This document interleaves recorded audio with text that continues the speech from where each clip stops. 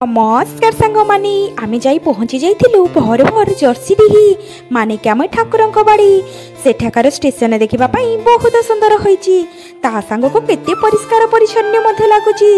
सकाळ सकाळ उठी सेठाकार माटी कपरे बना हेउथिबा चाहाटी जाई आमे पीथिलु ता सहित बेसी भलो लागुची एथि पई सेठाकारी सफी को परा माटी पात्र रे चाहा बने दिया होची मते भी बहुत भल लगुची।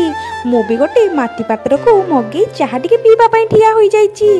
तापरे चलिलु आमे ठाकुरंक बाड़ी ठाकुरंक दर्शन टी करिबा पई सेठारे आमे सब चतुर्पार्श्व को भल करी बुली बुली दर्शन कलु ता सहित सेठाकार साजसज्जा मध्य भल की बुली बुली देखिलु।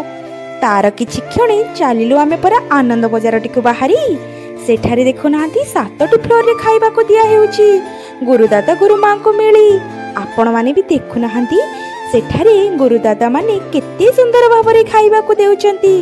आमे दुहे बसी गलु तापरे सेठारे हाथ मुह धोई खाइबा पई मिसी करी सेठारे आज खाइबारे आनंद बजार रे होइथिला डालीमा को भातटी सभी माने मिसी खुशी आनंद रे आमे ठाकुरंक प्रसाद भाभी खाइथिलु ताको बसी बसी।